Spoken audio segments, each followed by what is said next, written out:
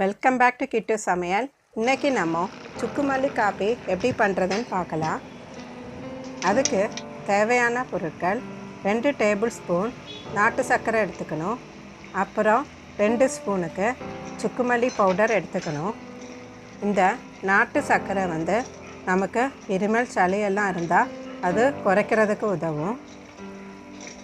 அப்புறம் சுக்குமல்லி பவுடரில் என்ன இன்க்ரீடியன்ட்ஸ்னு பார்த்திங்கன்னா ட்ரை ஜிஞ்சர், பெப்பர், ஏலக்காய், லாங் பெப்பர், அரிசி திப்பிலி இதெல்லாம் இருக்குது.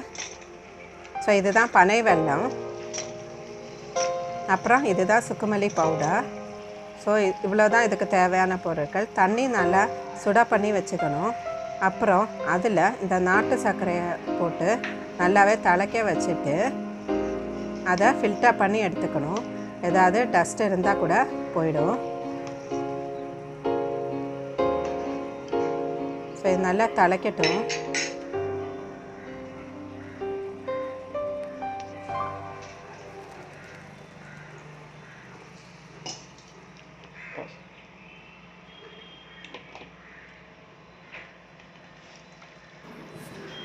இப்போது இந்த பனைவெல்ல தண்ணியை நல்லா ஃபில்டர் பண்ணிடலாம். ஃபில்டர் பண்ண பிறகு திருப்பியும் நல்லா திளைக்க விட்டுடணும். நல்லா திளைக்க ஆரம்பித்ததும் இந்த சுக்குமல்லி பவுடரை ஆட் பண்ணிடலாம். இப்போ அதை சேர்த்துட்டு நல்லா கிளறி விட்டு திருப்பியும் நல்லா பாயில் பண்ண விட்டுறணும்.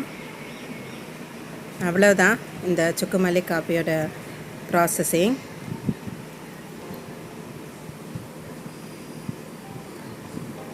இது நல்லா திளைச்சி வந்ததும் ஆஃப் பண்ணிடலாம். இதை நல்லா சூடாகவே சாப்பிட்டா அவ்வளோ டேஸ்டியாக இருக்கும். ஸோ கண்டிப்பாக நீங்களும் பண்ணி பாருங்கள். தேங்க்ஸ் ஃபார் வாட்சிங் this video. Please do like, share and subscribe கிட்டு சமையல்.